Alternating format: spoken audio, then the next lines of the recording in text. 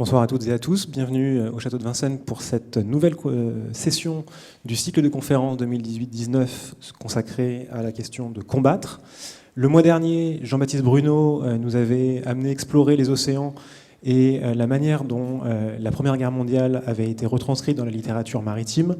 On va complètement changer de paysage ce soir, puisqu'il va être question de combattre dans le désert au cours de la Seconde Guerre mondiale. Notre intervenant ce soir est Géraud Létang. Géraud Létang est agrégé d'histoire et bientôt docteur en histoire, enfin on espère. Il va bientôt soutenir une thèse à Sciences Po intitulée « Mirage d'une rébellion, être français libre au Tchad entre 1940 et 1944 » sous la direction de Guillaume Piketty. Géraud, bienvenue, bonsoir. Merci, bonsoir à toutes et à tous. Merci aux organisateurs de ce cycle de conférences. Merci aux équipes du service historique de la Défense pour leur invitation. Et merci aussi à chacun et à chacune d'entre vous pour votre présence ce soir. Alors je vais m'efforcer, après les océans, de vous amener dans les déserts en essayant de concentrer au plus mon intervention. Puisque je vois qu'il y a des spécialistes aussi dans la salle de cette guerre du désert, donc je pense qu'on aura tout à gagner de la discussion qui suivra.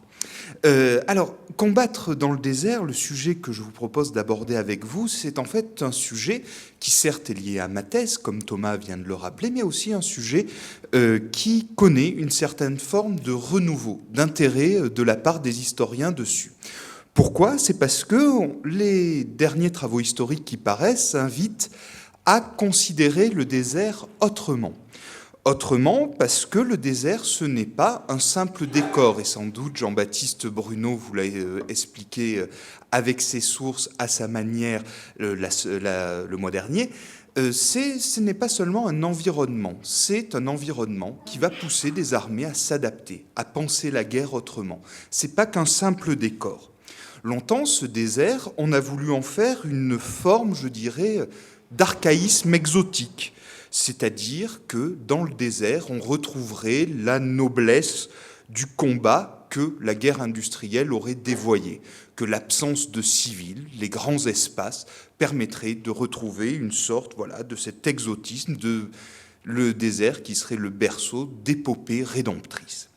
Or, ce renouveau historiographique dont je vous parlais est en train de remettre en cause cela en disant que oui, il faut faire l'histoire de la guerre du désert, mais il faut la penser avec l'histoire de la guerre, l'histoire des opérations, l'histoire coloniale. Combattre dans le désert, ça signifie certes préparer des combats pour la libération, mais aussi défendre des empires. Et d'autre part, une histoire transnationale, puisque certes des armées de différents pays s'affrontent, mais il y a des circulations de savoir, de matériel dans ce champ de bataille très particulier. Alors je me concentrerai dans mon propos sur le Sahara entre 1940 et 1943. Sahara qui en fait est un lieu où la guerre devient vraiment mondiale, puisqu'avant même le tournant de 1941, c'est-à-dire quand d'abord l'URSS puis les États-Unis entre dans la guerre, on a là une première mondialisation du conflit en raison des différents belligérants. D'autre part, vous me permettrez de faire quelques zooms sur les forces françaises libres durant mon intervention, puisque, après tout, ce sont des troupes qui combattent dans le désert et dont les archives sur lesquelles je me fonde se trouvent en face. Ce qui est intéressant quand on regarde les différents textes, que ce soit ceux qui sont écrits sur le moment, ceux qui sont écrits après, ceux qui viennent des simples soldats, les décisions des chefs, ceux qui sont officiels, ceux qui sont intimes, c'est en fait, dans combattre dans le désert, l'importance accordée à la chance. La chance est un mot qui revient souvent dans toutes les langues.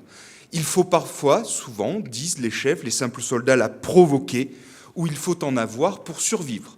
C'est la chance d'être en vie après ces batailles assez particulières dont je vous parlerai. C'est aussi parfois, et c'est plus étrange pour nous, la chance de mourir au combat. Parce que mourir d'une balle dans le désert, on meurt plus vite et dans, entre guillemets, de meilleures conditions que si vous êtes perdu en train de mourir de soif et de faim. La chance, c'est aussi la marque du charisme pour ceux qui conduisent les hommes au combat, mais parfois, c'est aussi une forme de pis-aller face à un environnement qu'on ne maîtrise pas, et que les états-majors acceptent de ne pas maîtriser faute de mieux. La chance, c'est aussi parfois le sens que l'on donne, le mot qu'on utilise pour donner un sens au combat. Parce que la chance, finalement, c'est un terme bien abstrait dans un lieu où les notions de victoire, de défaite, de bataille ne sont pas aussi claires que dans des cadres, je dirais, plus classiques. Donc, dans ce lieu de combat assez insaisissable qu'est le désert, mon propos est de vous faire un vaste panorama en vous montrant les contradictions, les incertitudes qui sous-tendent la décision durant le combat et qui redessinent la violence durant les affrontements. Alors, je me permettrai de développer mon propos en 3 parties, en fait, 2 parties toutes simples. C'est d'abord connaître le terrain. Dans le désert, cette donnée qui est essentielle dans la guerre moderne, qui est de connaître le lieu où vous allez combattre, eh bien, il y a un certain nombre de changements, un certain nombre de particularités. Ensuite, je vous parlerai des différentes contradictions. Combattre dans le désert, c'est faire face à tout un tas de contradictions, parfois imprévisibles, dans la vie quotidienne des combats. Enfin, combattre dans le désert pose un problème pour sortir du combat. On peut en sortir de la manière la plus dramatique et la plus simple, c'est-à-dire par la mort, mais aussi sur qu'est-ce qu'on fait de cette expérience une fois qu'on a combattu dans le désert.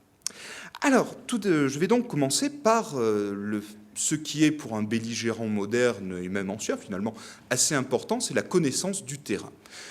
Le désert, c'est un terrain en perpétuel changement. Pourtant, dans le désert, en 1940, il y a une longue expérience militaire. Il y a un long passé de guerre et de lourds héritages de la violence. C'est la violence des conquêtes coloniales. Les troupes qui vont s'élancer dans le Sahara en 1940 ont dans la tête de leur chef, parfois dans la tête de leurs soldats, la violence de la conquête qui est très vivace, très durable.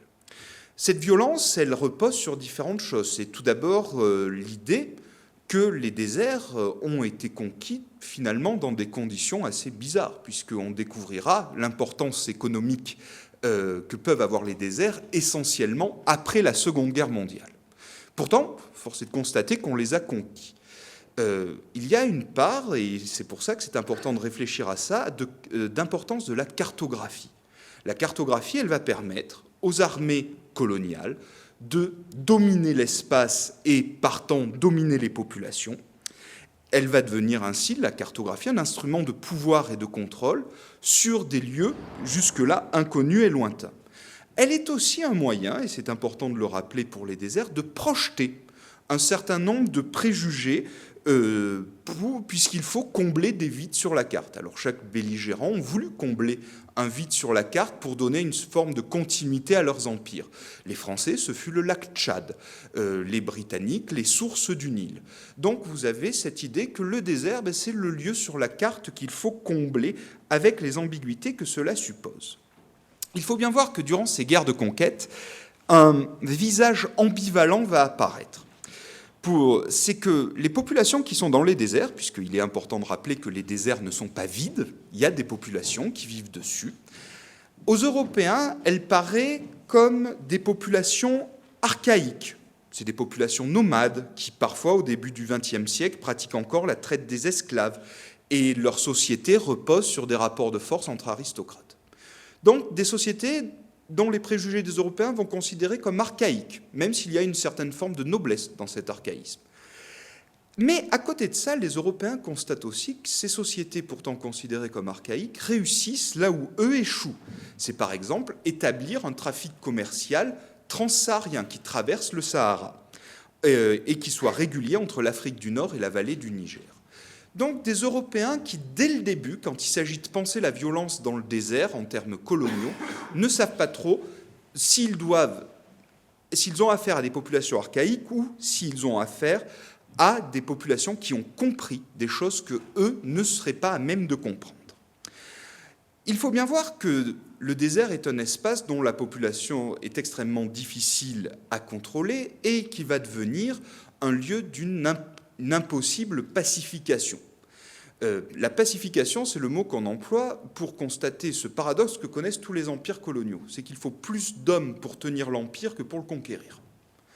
Donc, les déserts, en réalité, les Européens n'arrivent pas à les pacifier. Ils vont montrer une présence, exercer une répression, mais beaucoup d'endroits leur échappent.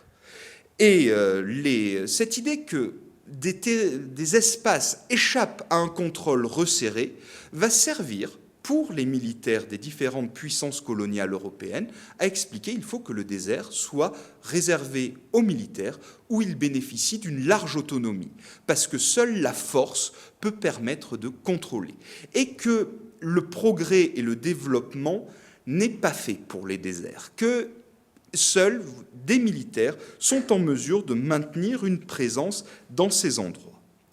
Il faut bien voir qu'une autre particularité du gouvernement colonial des déserts, si l'on peut dire, c'est que chaque pays, chaque puissance européenne va se choisir une population nomade autour de laquelle elle va organiser son appareil répressif et militaire dans le désert.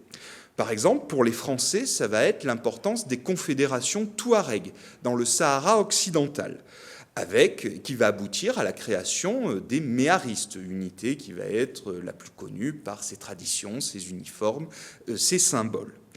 Pour les Britanniques, ce sera les troupes mahdistes du Soudan. Les Britanniques ont dû faire face à une rébellion avec un caractère qu'on n'appelait pas encore islamiste au Soudan.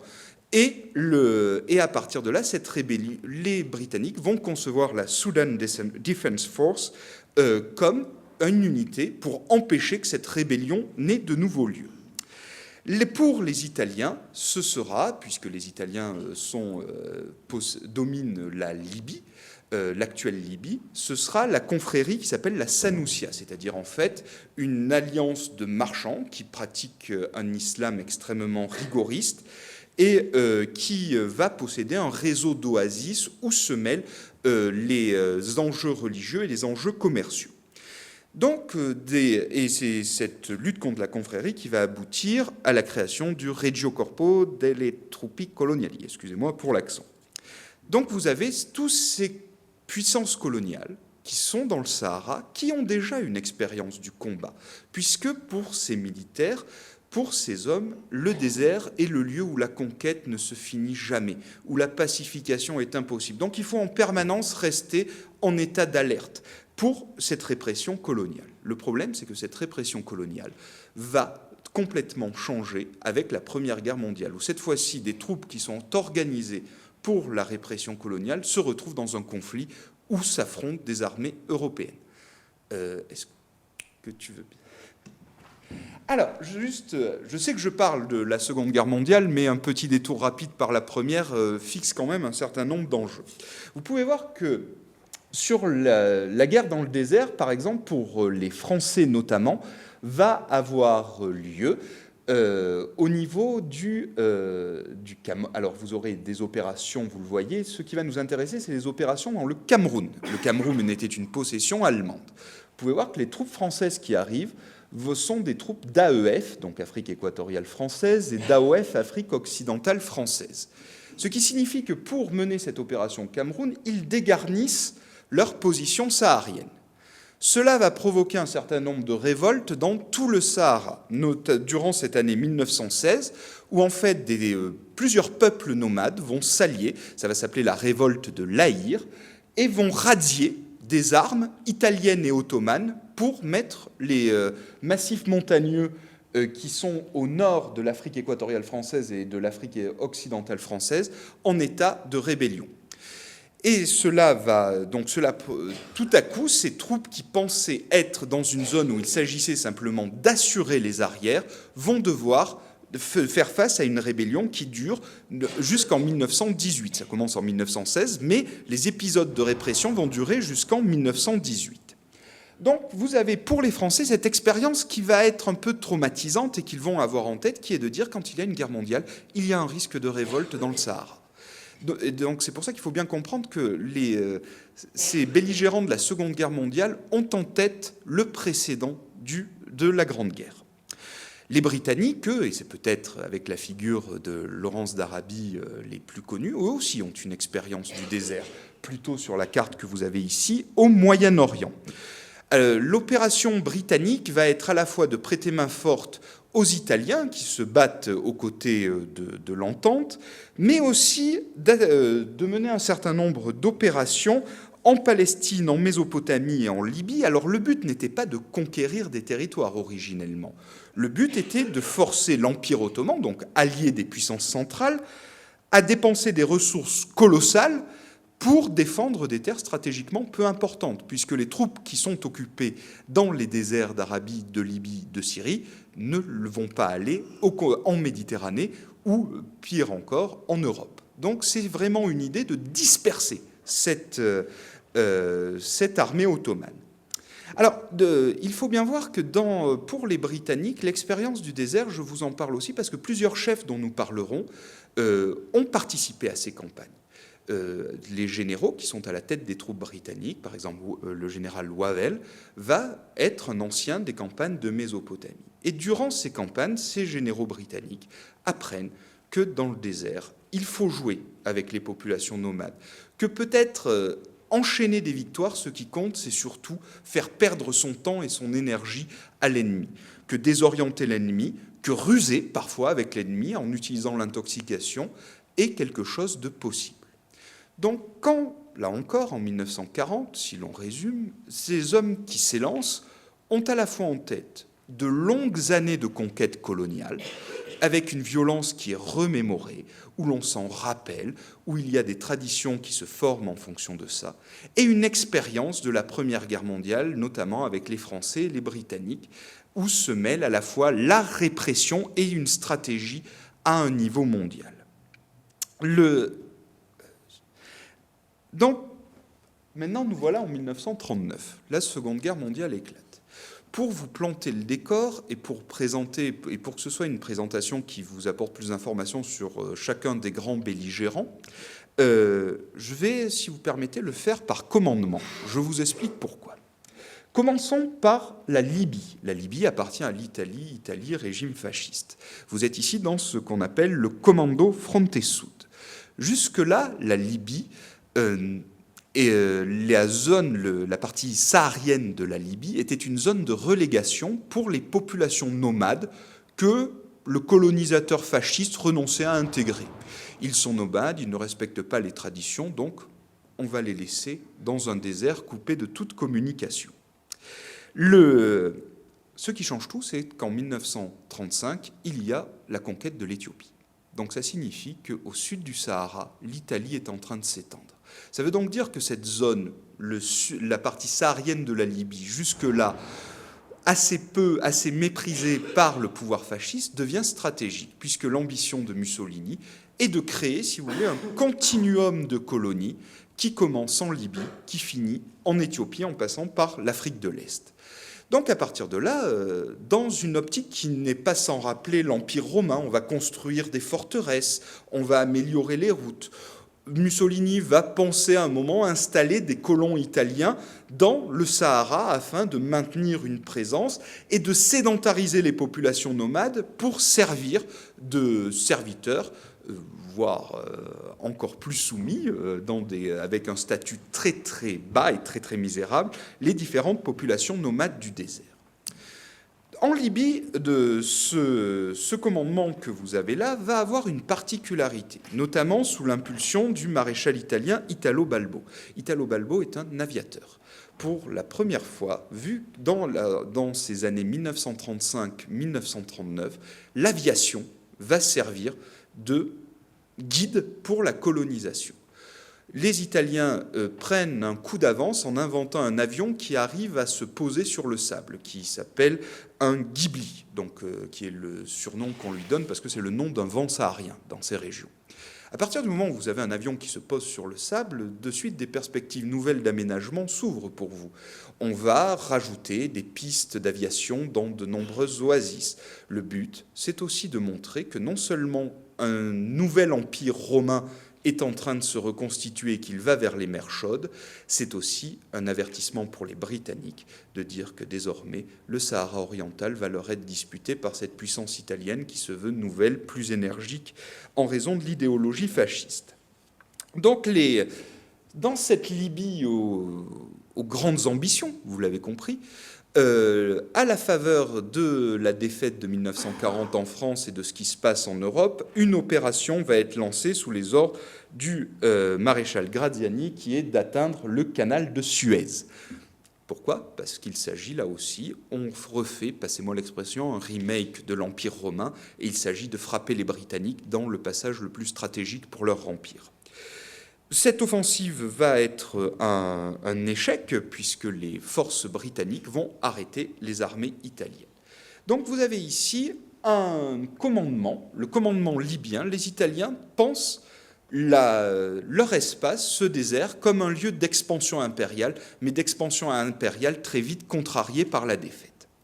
Maintenant, passons, si vous le permettez, aux Britanniques. Les Britanniques, eux, ne pensent pas avec une seule colonie, comme la Libye. Les Britanniques ont un immense espace qui est soumis à ce qu'on appelle le Middle East Command, puisque le Middle East Command, son siège est basé au Caire, et sa zone d'opération est immense, puisqu'elle s'étend de l'Irak à la Libye, de la Grèce à la côte des Somalies, donc c'est-à-dire en Afrique, au bord de l'océan Indien. Donc c'est un immense théâtre d'opération. Le Sahara, dans cet immense théâtre à la taille de l'Empire britannique, puisque arrivent des troupes de tout l'Empire, il n'y a pas encore la guerre contre le Japon, donc on fait venir des troupes d'Australie, de Nouvelle-Zélande, d'Inde, qu'on débarque en Afrique de l'Est, en Égypte, pour aller servir dans le désert. Le Middle East Command, par exemple, durant l'année 1941, fait une guerre avec des troupes très nombreuses sur plusieurs fronts, puisque vous avez j'ai rappelé l'ampleur du théâtre d'opération, la Wehrmacht qui envahit la Grèce le 6 mars 1941, une augmentation des tensions au Proche-Orient où la menace d'un coup d'État pro-nazi en Irak conduit à un autre théâtre d'intervention encore plus à l'est. Donc si l'on résume, les Britanniques combattent dans le Sahara face aux Italiens, font face sur leurs arrières à un coup d'État en Irak, se battent en Afrique de l'Est, et donc ont des troupes qui viennent de tout l'Empire et qui provoquent un effort de guerre vraiment mondial. C'est pour ça qu'en introduction, je vous parlais de mondialisation du conflit. Alors maintenant, pour les Français, c'est plus compliqué, puisque vous avez ici un front en situation de guerre civile. Étant donné que les possessions d'Afrique du Nord et d'Afrique occidentale sont aux mains de Vichy, les possessions d'Afrique équatoriale française sont aux mains des forces françaises libres. Donc cela signifie que le désert risque d'être un affrontement, un lieu d'affrontement, de guerre civile entre deux troupes françaises. C'est à la fois tout à coup un ennemi qui va surgir en la personne des Britanniques, alors qu'il y avait une forme de coopération impériale, après de longues années de rivalité qui s'étaient matérialisées, après Mersel-Kébir et Dakar. C'est un lieu, donc, comme je le disais, d'une potentielle guerre civile. Et pour les forces françaises libres, il y a une volonté de partir très vite en guerre dans le désert, puisqu'il s'agit de montrer que la France continue le combat, qu'il y a des troupes françaises qui combattent. Et le seul lieu où la France libre soit au contact avec les forces de l'Axe, c'est le nord du Tchad et le sud de la Libye. Donc c'est la raison pour laquelle très vite des opérations ont lieu, pour précisément montrer que la France libre est un belligérant crédible qui tient la promesse de l'appel du 18 juin par le général de Gaulle. Alors, juste pour vous montrer, et comme ça va me faire une transition vers ma deuxième partie, à quoi est soumis la décision d'un chef. Koufra est très souvent lié, c'est le nom d'une oasis dans le sud libyen, qui va être lié au général Leclerc et au serment qu'il y prononce, puisque en mars 1941, le général Leclerc va faire promettre aux hommes qui prennent l'oasis de Koufra qu'ils ne déposeront les armes que lorsqu'ils auront pris Strasbourg. Ce qui est intéressant, c'est certes le serment, mais c'est aussi ce qui se passe avant. Quand De Gaulle ordonne des opérations contre les forces italiennes en Libye, il y a deux directions. Mourzouk, que vous avez sur la carte, Mourzouk à l'ouest, Koufra à l'est. Leclerc est soumis à deux influences pour organiser son dispositif. L'influence de Jean Colonna d'Ornano.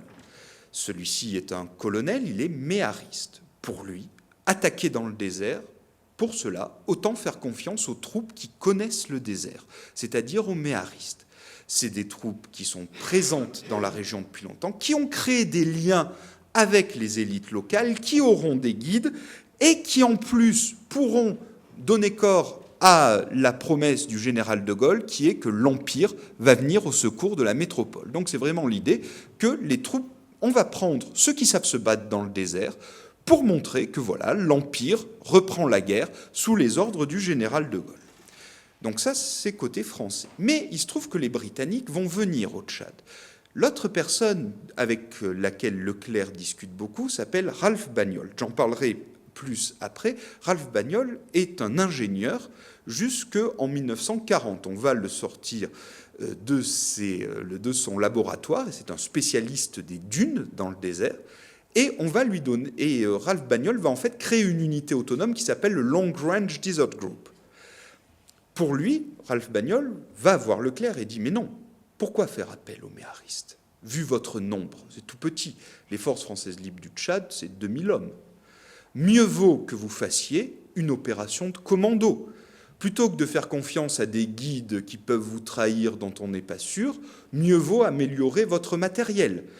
Et le but, c'est qu'une fois que vous aurez assez de connaissances scientifiques, plutôt que de chercher à tout prix à conquérir Mourzouk et Koufra qui ne vous apporteront pas grand-chose, cela permettra de désorganiser les Italiens. Leclerc est soumis à ces deux pressions. Que faire? En réalité, les choses vont vite changer. C'est que Jean Colonna d'Ornano meurt à Mourzouk en janvier 1941.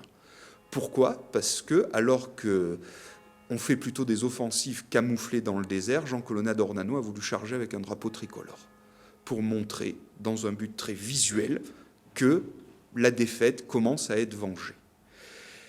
Voyant cela, Leclerc comprend que les groupes nomades des méharistes ne sont peut-être pas la bonne solution. Mais c'est une force avec laquelle il doit compter. Et pourquoi je vous parlais de ces opérations? C'est parce que Leclerc, durant tous ces combats dans le Sahara, va en permanence hésiter entre réactualiser des pratiques coloniales ou faire des grands bonds dans la modernité. Et c'est à la lumière de cela qu'il faut voir ces faits d'armes, que ce soit à Koufra ou au Fezzan. Pourquoi j'ai pris cet exemple? C'est tout simplement pour vous montrer, et j'en viens à ma deuxième partie, que faire la guerre dans le désert, c'est en permanence, au quotidien, être confronté à des contradictions. Et donc les combats dans le désert, c'est d'abord des combats où se contredisent l'organisation et l'improvisation, chez tous les belligérants, que ce soit ceux qui ont les troupes les plus petites ou au contraire les troupes les plus massives. Alors je vais voir, il y a beaucoup de contradictions, mais je voudrais réfléchir avec vous à trois d'entre elles. La première, c'est que vous êtes en permanence à hésiter entre le bricolage et la technologie. Deuxième contradiction, c'est aussi soit être mobile, soit être statique. Comment on gagne? Est-ce que c'est en allant très vite, mais on risque de se perdre? Ou est-ce que c'est au contraire en restant statique et en tenant une position, parce que là, il y aura un combat, donc peut-être un fait d'armes? Donc, première contradiction, le bricolage ou la technologie, être mobile ou être statique. Autre contradiction, c'est est-ce qu'il faut être camouflé ou être visible? Être camouflé, vous pouvez survivre, on peut aussi vous perdre dans le désert. Être visible, vous pourrez être secouru, mais vous êtes aussi vulnérable. Donc, c'est toutes ces contradictions qui font le quotidien des soldats que je vais examiner maintenant. Alors, vous l'avez compris, et je profite qu'il y ait toujours sa photo derrière moi, que, par exemple, ce mélange de bricolage et de technologie, quelqu'un l'a très bien compris, c'est Ralph Bagnol. Ralph Bagnol a 44 ans. Il est auteur, comme je vous disais, de travaux en géophysique. Ce n'est pas un militaire de carrière. Ralph Bagnol a inventé deux inventions, le compas solaire et les plaques pour permettre de se désensabler rapidement dans le désert. Invention qui va le rendre immensément riche, puisque Ralph Bagnol lève son unité de 350 hommes, qu'il va appeler le Long Range Desert Group, uniquement avec les royalties de ses inventions. Donc c'est en fait le général Wavell qui se souvient qu'il a fait la guerre, que pendant la Première Guerre mondiale, il fallait des troupes autonomes dans le désert, qui, au moment où il est aux responsabilités en 1940, reproduit ce schéma en autorisant un ingénieur à créer sa propre troupe sur ses fonds propres. Vu qu'il paye les soldes, il choisit ses hommes, c'est le moins qu'on puisse faire. Et vous allez avoir 350 hommes qui ne sont pas des militaires de carrière, qui sont des explorateurs dans les années 30, des grands voyageurs, des ingénieurs, des universitaires. Alors, chose importante, une troupe uniquement composée de blancs, ce qui est très très rare dans les troupes du désert, qui, cette fois-ci, eux se donnent pour devise, c'est jouer avec le désert. En fait, la tactique de Ralph Bagnol, c'est on va à chaque fois bricoler. On achète des voitures, on va rajouter par exemple des compartiments frigorifiques. On va en permanence inventer, penser, bricoler le matériel. C'est pour améliorer tout ça. En fait, la tactique de Ralph Bagnol, c'est l'idée qu'on prend le matériel, on a une grande autonomie, et le but, c'est qu'on fait des raids. Il ne s'agit pas de prendre les oasis, comme à Koufra avec Leclerc, il s'agit uniquement de désorienter l'ennemi. Je vous en parlerai plus en détail après. Vous voyez donc que, par exemple, dans la guerre du désert, c'est la renonciation à quelque chose qui fait pourtant les armées modernes, qui est la grande attention accordée au matériel. La notion de dégradation de matériel, vous l'oubliez dans la guerre du désert, puisque le désert va l'abîmer, et tous les hommes vont en permanence modifier leurs véhicules, leurs armes pour s'adapter à cet environnement. Alors, la technologie peut avoir des côtés très sympathiques, comme le montre l'exemple de Ralph Bagnol. Elle peut avoir d'autres problèmes. C'est par exemple la nécessité de tout réapprendre. C'est une des caractéristiques de l'expérience de guerre des aviateurs dans le désert. Les vents du désert, la forme des dunes font que, par exemple, beaucoup de Français libres qui ont appris à piloter en Angleterre, tout à coup, ne savent plus. Non plus les repères, non plus les gestes. Donc il y a toute une période où il faut réapprendre ce qu'on pensait su. C'est pour ça que très souvent, les forces aériennes françaises libres mettent du temps à intervenir dans le désert, parce qu'il faut, ces pilotes qui arrivent d'Angleterre sont formés pour un théâtre d'opération européen, pas pour un théâtre d'opération dans le désert. Donc cette impression qu'il faut tout réapprendre, ce qu'on vous a déjà appris, est quelque chose qui, par exemple, est très commun à l'expérience de guerre des aviateurs. Donc cette technologie, parfois elle vous sert, avec l'inventivité que vous permet la guerre du désert, parfois elle vous dessert, parce que tout ce matériel conçu pour des théâtres d'opération européens ne fonctionne plus. Mais peut-être là où, dans ces aspects matériels, ce qui se joue est un enjeu encore plus grand, qui est l'enjeu du ravitaillement. Les forces françaises libres bricolent parce qu'aussi leur ravitaillement est très compliqué. Brazzaville, donc l'état-major dont ils dépendent, est à 6000 km de leur zone d'opération. Vous avez le problème de l'eau.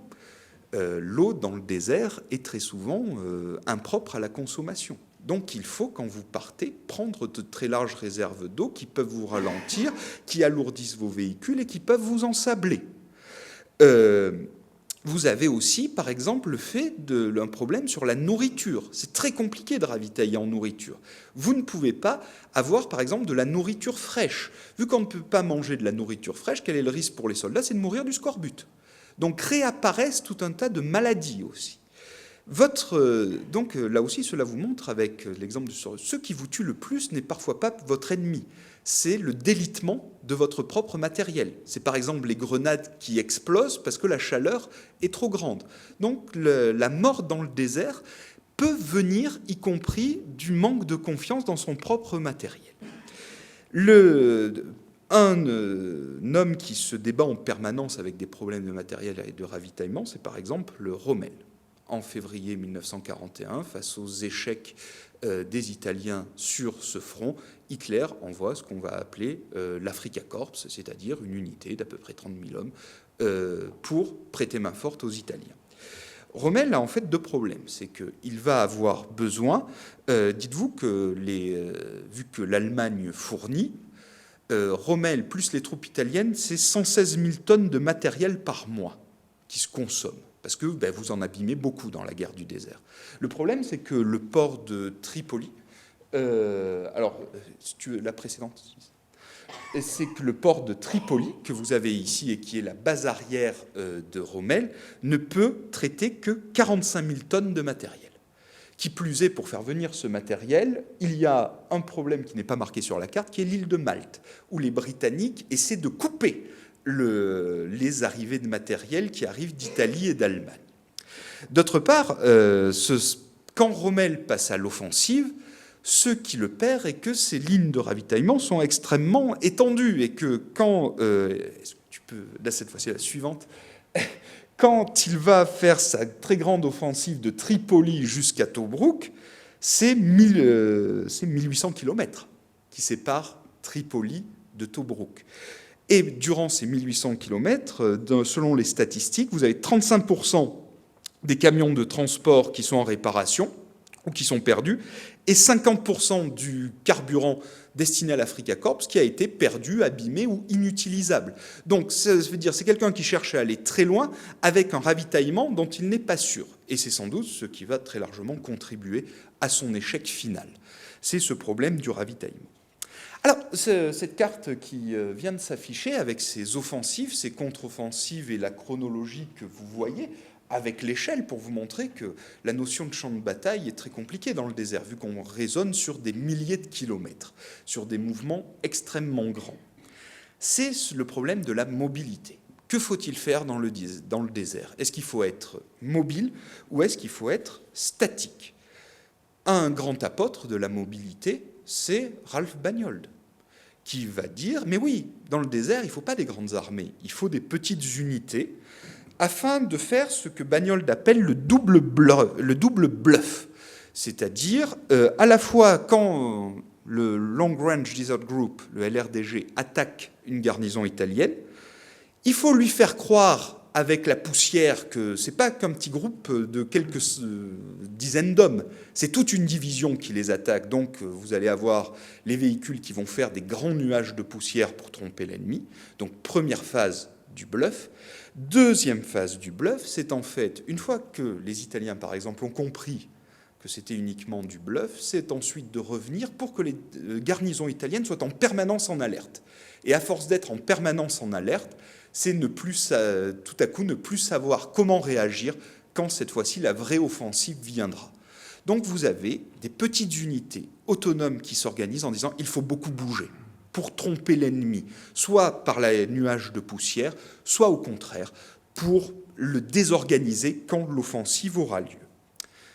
Ça, c'est une première possibilité. D'autre part, les différents chefs, que ce soit les chefs dans les forces de l'Axe ou dans les forces alliées, vont chercher à faire des offensives de plusieurs milliers de kilomètres.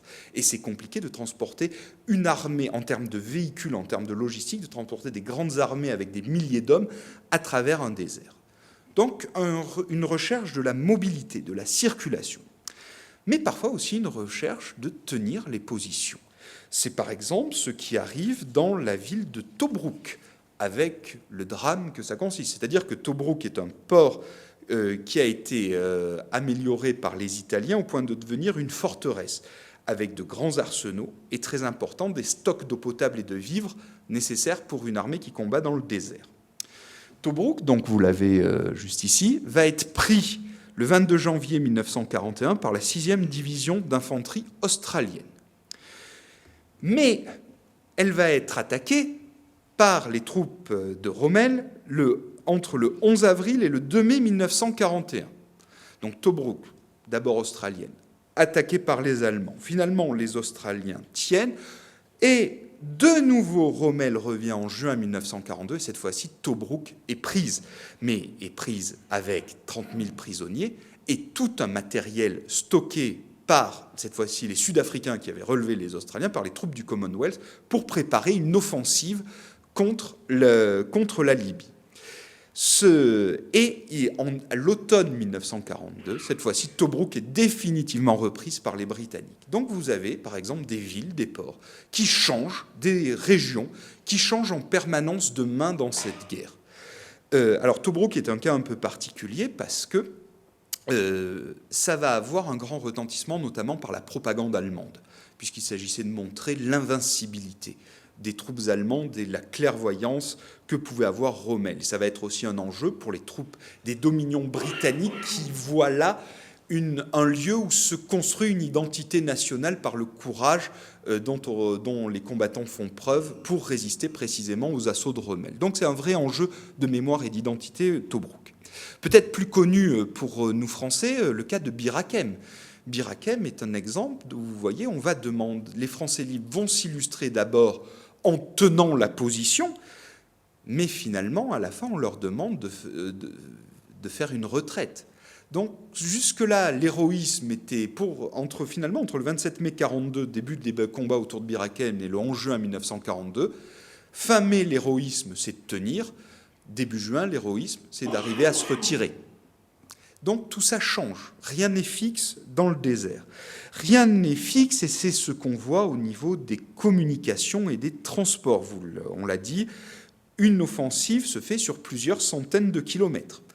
Si vous faites des offensives sur plusieurs centaines de kilomètres, ça pose la question des véhicules. Il vous faut trouver des véhicules qui ne s'enlisent pas, qui aient assez d'essence, assez d'autonomie pour pouvoir continuer votre offensive et ne pas vous arrêter. Et donc, pour ces véhicules, on va très souvent essayer de les améliorer. Par exemple, un des grands problèmes des Britanniques est de devoir combattre avec différents types de chars. Vu qu'ils ont des chars lourds et des chars légers, ça ne va pas à la même vitesse. Et donc, pour organiser une offensive coordonnée, c'est extrêmement compliqué.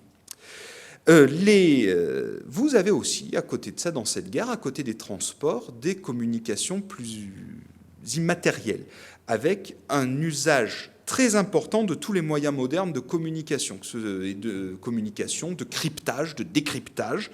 Il s'agit d'intercepter les messages de l'ennemi, puisque dans des zones assez vides, les ondes se brouillent parfois, et tous les belligérants sont très souvent à l'écoute de ce qui se dit sur les radios des autres.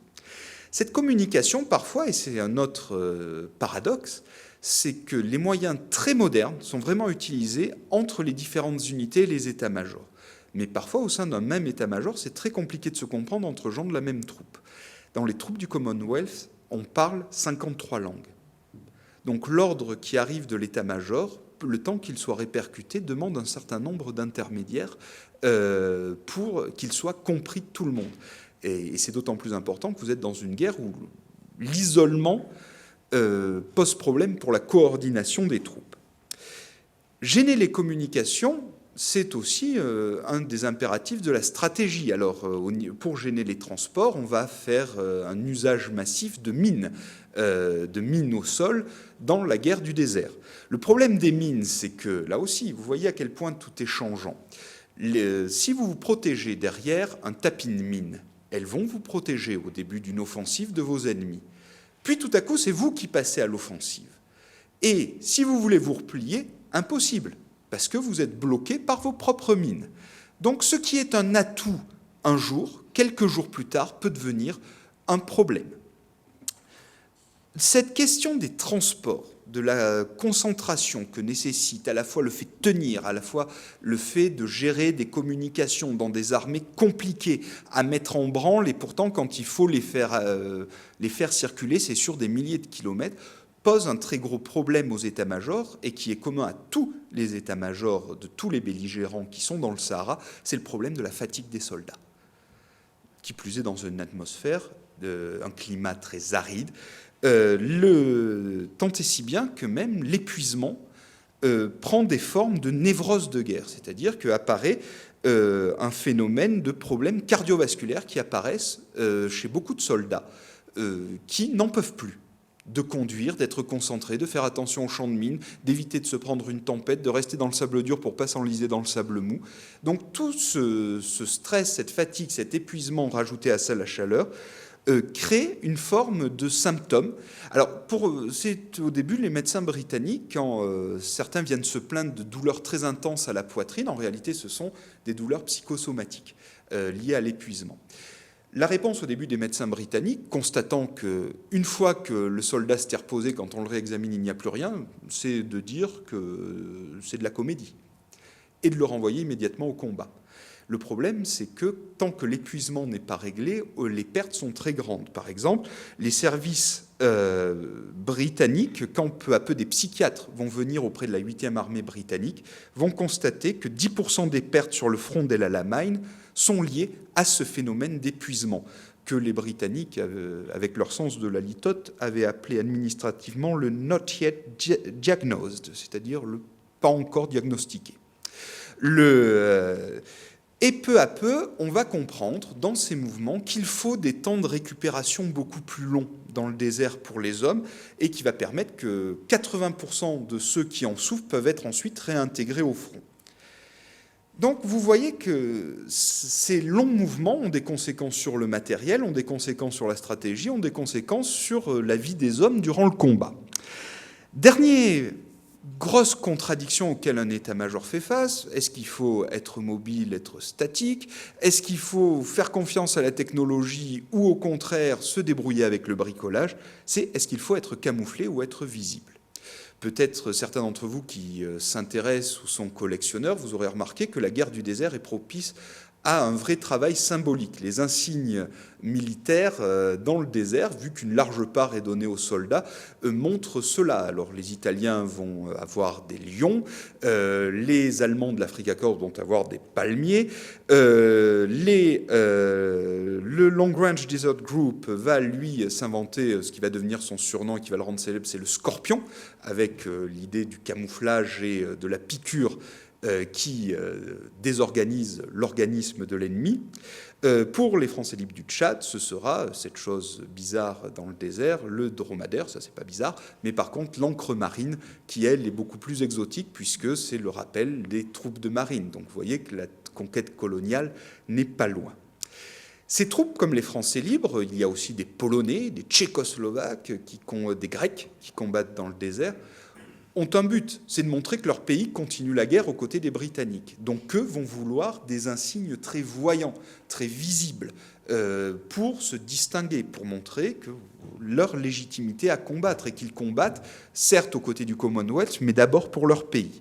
Le problème, c'est que ces insignes les rendent, comme je vous ai dit, très visibles, donc très vulnérables. Mais si vous êtes très camouflé, le problème est que si vos communications ne marchent plus, on peut vous perdre.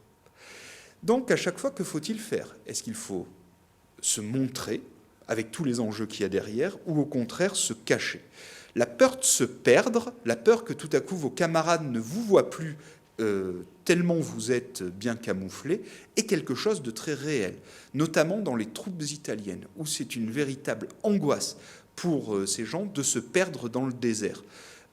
Puisque, alors notamment, c'est très souvent lié, si on en croit les témoignages de ces officiers italiens, au fait que, par exemple, les soldats italiens n'ont pas de carte moderne du désert. Ils fonctionnent avec une carte incomplète. Et donc l'idée de se retrouver au milieu du blanc sur la carte ou en dehors de la carte est quelque chose qui marque les vétérans des guerres du désert.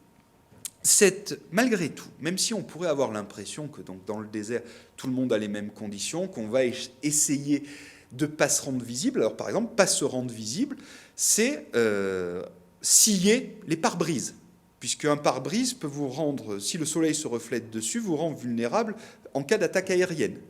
Mais, une fois que vous avez scié votre pare-brise, il faut conduire. Et donc, vous allez avoir, alors on a des témoignages pour les troupes du Tchad, où les Français libres ne veulent pas conduire, parce qu'il n'y a que alors déjà, c'est un système colonial, on a interdit aux indigènes de conduire, donc ceux qu'on appelait les troupes indigènes, aux colonisés. Donc ça veut dire qu'il n'y a que des Européens qui peuvent conduire. Or, conduire quand vous n'avez pas de pare-brise dans un environnement comme le désert, c'est vous prendre de la poussière et toute la chaleur en permanence. Donc c'est pour ça que c'est aussi, et ça vous explique les phénomènes d'épuisement, une épreuve que de conduire. Malgré tout, le désert est aussi propice dans ces moments à rappeler des différences. Rappeler la différence, par exemple, entre blancs, colonisateurs, et noirs, troupes indiennes, toutes les troupes de colonisés venues des différents empires qui combattent. Par exemple, dans les moments d'attente, vous allez avoir, on ne dort, par exemple, il y a une sieste, puisque dans les heures de la journée, c'est pas possible de circuler dans le désert. Les officiers européens dorment à l'abri, contrairement aux troupes indigènes qui les entourent. Donc, malgré tout, même si on est dans le désert, même si cet environnement est partagé et la souffrance par tout le monde, on trouve des moyens de rappeler des différences. C'est pas le même traitement dans les loisirs, c'est pas le même traitement aussi dans les soins. Donc, vous avez aussi cette tension qui existent dans différentes troupes. Alors, je termine maintenant avec ces deux choses. C'est comment on sort de la guerre du désert. La sortie, comme je vous disais, la plus dramatique, la plus brutale, c'est mourir. Or, dans le désert, l'environnement tue plus que les combats. On meurt plus sur la route du front que sur le front, en réalité. Et qui plus est, trouver le front, c'est compliqué, puisque la carte vous montre qu'il est en permanence changeant et difficilement cartographiable. Qui plus est, la conscience de la mort est quelque chose sur lequel, par exemple, on est de plus en plus renseigné pour les autres conflits mondiaux, mais dans le désert, assez peu, et c'est pourtant intéressant. Quand on lit les témoignages, là aussi, de différentes origines, par exemple, pour les aviateurs, eux prennent conscience de ce que la mort dans le désert pendant les combats peut avoir de tragique au moment où ils vérifient le chargement de l'avion. Par exemple, quand vous êtes un aviateur, soit britannique, soit français libre, avant de décoller pour une mission, vous allez avoir avec vous 86 litres d'eau potable, des vivres pour 3 personnes durant 5 jours. Donc ça veut dire 15 jours de vivres. Pourquoi tout ce chargement? C'est si l'avion s'écrase, que le pilote survit, il faut pouvoir tenir. Donc quand on charge cela, plutôt que d'être rassuré, les aviateurs ressentent surtout le fait, mais il n'est pas exclu que je meure de faim. Il n'est pas exclu que si je m'écrase, on ne me retrouve jamais. Donc il y a la peur de la mort lente est très grande dans toutes les troupes. C'est pour ça que beaucoup, dans les combats, l'intensité des combats est très grande, parce que vous avez beaucoup de soldats qui recherchent la mort, parce qu'au moins ce sera rapide. D'une balle. Ce ne sera pas la faim, la soif, la blessure qu'on ne pourra pas soigner et qui va s'infecter, parce que vous avez vraiment une peur de la mort lente. Pour les troupes au sol, cette peur de la mort lente, qui est vraiment quelque chose qui revient dans tous les témoignages, elle se voit quand ils découvrent des ossements d'animaux morts de soif ou d'épuisement. Le fait de voir des ossements à des passages dans le désert, parce que voilà, la dune bouge et découvre certains ossements qu'elle avait précédemment recouverts, est très souvent synonyme d'effroi. Certains disent même on a plus peur à ce moment-là que quand on est face à l'ennemi dans vraiment un combat. L'eau est évidemment quelque chose de très important, puisqu'un soldat dans le désert en consomme à peu près, il faut qu'il en consomme pour rester en état de combat, 10 à 12 litres par jour. Qui plus est, l'eau, ça ne va pas tout seul. Vous êtes dans un environnement où ça s'évapore très vite. Donc il faut la consommer avec du sel pour que le sodium fixe l'eau à votre organisme. Or, le problème, c'est que beaucoup de soldats ne veulent pas consommer des pastilles de sodium. Et si vous n'en consommez pas, et si l'eau ne peut pas se fixer à votre organisme, vous souffrez parfois d'une atonie sévère des intestins qui vous empêche de déféquer parce que vous avez des occlusions intestinales très rapidement, soit ce qui provoque des hernies inguinales, c'est-à-dire qu'il y a des portions de l'intestin qui ressortent au niveau de l'aine entre l'abdomen et la peau. Donc c'est vraiment, vous avez une peur de la souffrance qui s'explique aussi par les conditions sanitaires dans lesquelles évoluent ces troupes. Cette volonté, qui plus est quand vous êtes blessé ou que vous avez ce genre de problème lié au ravitaillement, lié à la nourriture dont on parlait, c'est très compliqué d'envoyer des ambulances pour vous secourir. Donc tout ça concourt à une recherche d'une mort rapide et à une très grande peur d'une mort lente. Alors, cette mort, elle peut se trouver au combat, elle peut se trouver dans les à-côté du combat, dans les souffrances dont je vous parlais. Elle se retrouve aussi beaucoup dans les camps de prisonniers. Une des caractéristiques de ces grandes offensives, c'est de faire très souvent beaucoup de prisonniers très rapidement. Et donc, dans une armée qui a du mal à se ravitailler, la priorité n'est pas les prisonniers. Et dans les deux camps, que ce soit les forces de l'Axe ou les forces alliées, la question des prisonniers est un vrai problème, parce que les prisonniers peuvent vous ralentir, que vous avez un ravitaillement qui est très mauvais, donc qu'en faites-vous ? Les prisonniers de guerre alliés ont laissé des témoignages sur ce qui était leur vie dans les camps, et au fur et à mesure que, par exemple, Malte tenait que la Royal Air Force bombardait les convois en Méditerranée, donc c'est-à-dire l'aviation de leur propre pays, ce qui aurait dû être pour eux un motif de se réjouir que leurs troupes gagnent du terrain là-dessus, pour eux était un grand motif d'inquiétude, puisque ça signifiait que le ravitaillement allait baisser et que leur ration allait être réduite.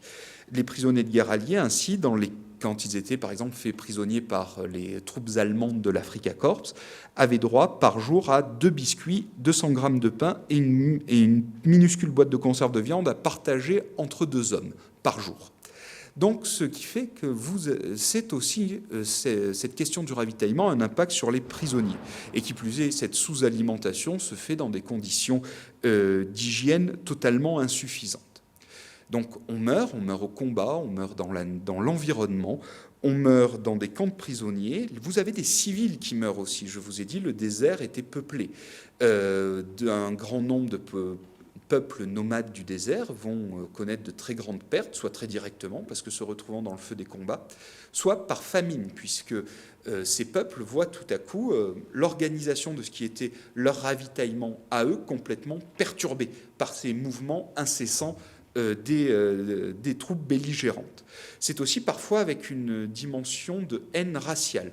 On peut voir par exemple que les troupes italiennes, généralement les troupes les plus idéologisées, donc par exemple des chemises noires qui étaient là, vont massacrer des prisonniers des troupes du Commonwealth, par exemple des prisonniers indiens, parce qu'ils n'ont pas la même couleur de peau, au nom de la supériorité que promeut l'idéologie fasciste. Cette réflexion sur la mort, elle pose aussi la question des cimetières et de la mémoire qui s'ensuit. C'est très compliqué d'enterrer vos camarades quand vous combattez dans le désert, parce que parfois le désert recouvre les cadavres, parce qu'on ne les retrouve pas tout le temps. Des cimetières militaires vont être créés. C'est très souvent les cimetières actuels qui existent en Libye. À Tobrouk, vous avez les cimetières généralement de tous les belligérants et de beaucoup de champs de bataille. Par exemple, les hommes qui sont morts à Koufra sont enterrés à Tobrouk. Pourquoi les Français ont-ils créé en 2001 un cimetière à Tobrouk pour les morts de Bir Hakeim et de Koufra? C'est parce que le précédent cimetière, qui était sur le lieu même des combats de Bir Hakeim, était entouré encore des mines de cette époque. Donc il était inaccessible. Donc c'est pour ça qu'il y a, même très longtemps après, 60 ans après la fin des combats, on transfère encore des cadavres dans ces cimetières à cause de la guerre du désert et de cette mort particulière. Je termine très rapidement sur comment cette expérience a été réutilisée. Alors aujourd'hui, nous sommes le 6 juin, donc il fallait bien que j'en parle. En réalité, la Normandie va être une très grande désillusion pour les combattants du désert. Par exemple, les combats que mène le maréchal Montgomery, qui s'est illustré à El Alamein en Normandie, à Caen, va être pour lui un grand choc. Lui qui gagnait dans le désert, tout à coup, n'arrive plus à être aussi efficace en Normandie. Et donc, ça va faire douter de troupes. Leclerc va avoir du mal à sortir du désert. Lui qui aimait beaucoup cette autonomie que lui donnait, se retrouver dans un dispositif interallié où les Britanniques et les Américains surveillent en permanence tous vos mouvements parce que ça dépend pour eux des pertes dans leurs propres troupes, ça va beaucoup le gêner. Et sans doute, on peut penser que l'offensive qu'il lance vers Paris, en dépit de tout, alors certes à l'approbation du général de Gaulle, mais peut-être est-ce un réflexe de son époque saharienne qui est de dire, eh bien, allons-y, de partir à l'offensive. Par contre, dans le désert, là où une sorte de réutilisation des savoirs et de l'expérience va se faire, c'est par exemple pour les troupes spéciales, les commandos, les Special Air Service par exemple, qui vont dans les Balkans, en Bretagne, réutiliser ce savoir-faire qu'ils ont appris derrière les lignes ennemies. C'est aussi, et j'en terminerai par là, dans la jungle, puisque les troupes australiennes qui ont combattu dans le désert, ou les troupes indiennes, vont être redéployées dans la jungle birmane, et on peut voir que même si ces deux environnements n'ont rien à voir l'un avec l'autre, passer d'un lieu sauvage à l'autre, cela a donné à ces troupes une combativité plus grande. C'est ce qui est remarqué notamment par les troupes australiennes. Donc le désert finalement est un lieu où rien n'est fiable, où tout est changeant, et c'est pour ça que ça nous permet, à nous les historiens, de réfléchir à l'incertitude que peut avoir à l'incertitude, aux contradictions que l'expérience de guerre peut recouvrir. Je vous remercie pour votre attention.